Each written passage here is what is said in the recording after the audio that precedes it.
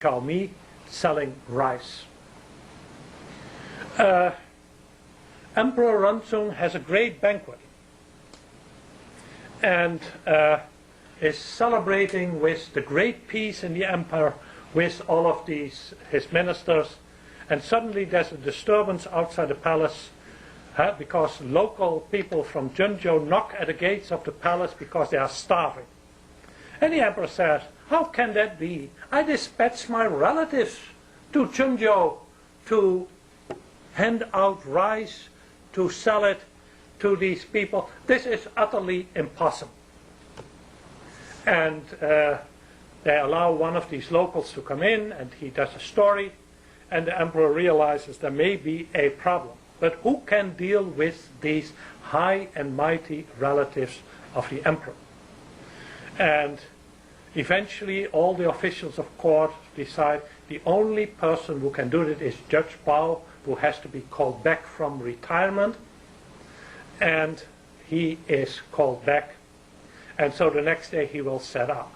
But before he can set out, he runs into the emperor's favorite concubine, who is traveling to a local temple with the full regalia of an empress. And Judge Bao realizes this is wrong. This is absolutely wrong. The emperor does not regulate his household. It's impossible to impose order on his own household. And so he goes back to court, finds the emperor's favorite concubine, a hefty sum, and then sets out in disguise to see local conditions. And yes, as he had expected, he finds out that crime is rampant throughout the empire. Local officials allow their sons to ride roughshod over the population. Local bullies up prices of ferries and tea and what have you. People string up suspected criminals on their own authority. And in Junzhou, people cheat the common people. And he chops off their heads and goes back to report to the emperor. Now, what makes the difference here, I think, is that in this case, and also in most of the other stories, crime is seen not as something local out in the provinces, something individual, something incidental which you can easily set right, but crime is portrayed in the majority of these texts as something which originates right at the center, within the palace.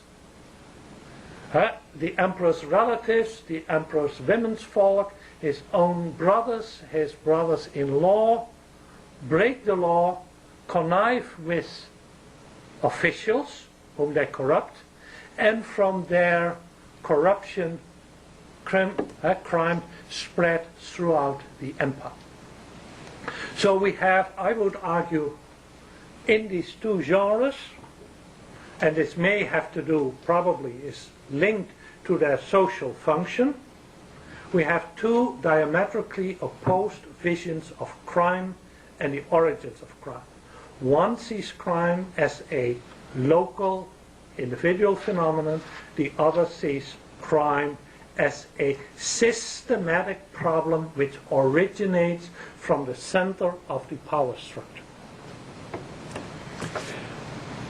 If that's the case, you have a problem. How can you, under these circumstances, apply the law equally to all? How can you have a rule by law? A rule of law. I have to be careful in my wordings here. If you have an emperor who is himself not subject to the law, or a bureaucracy which is itself not subject to the law, which applies law to the common people, we can talk about a rule by law. Judge Bao personifies the rule of law, a rule of law which it applies to everybody, including even the emperor.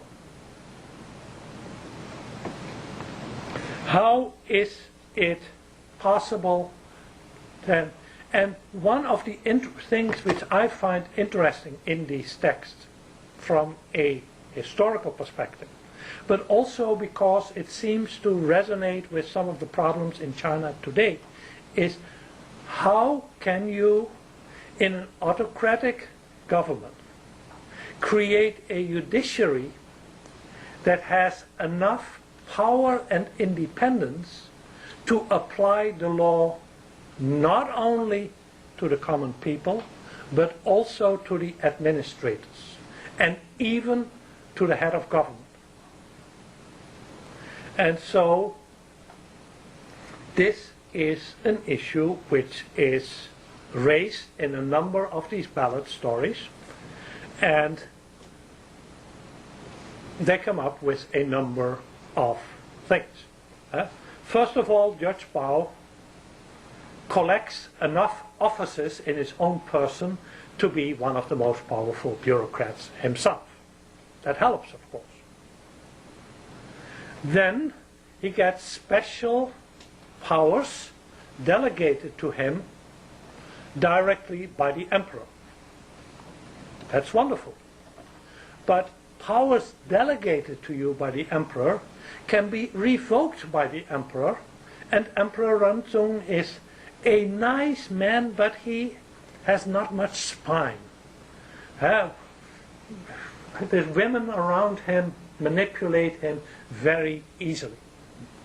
So the solution which is found in this structure is the system of guarantors.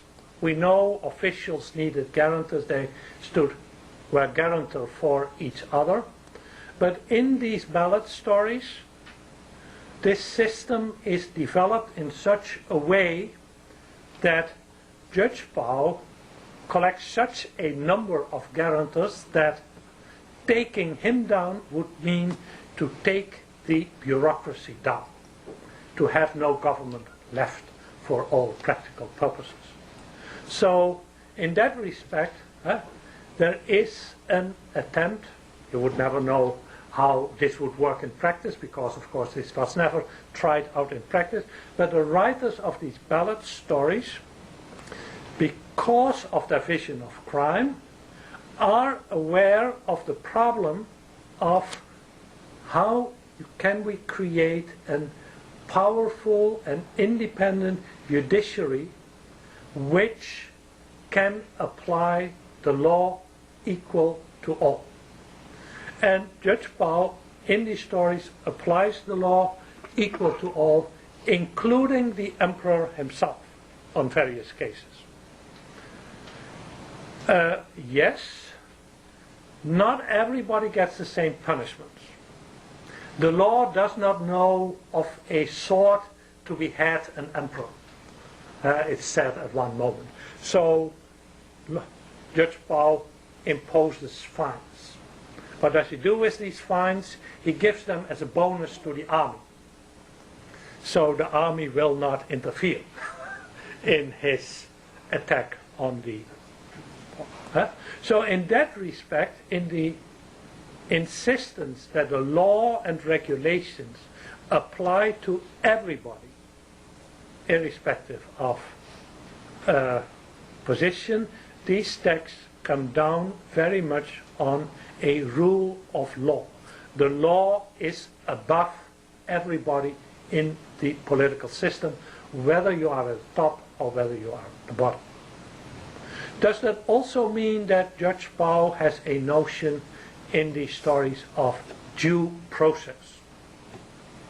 No.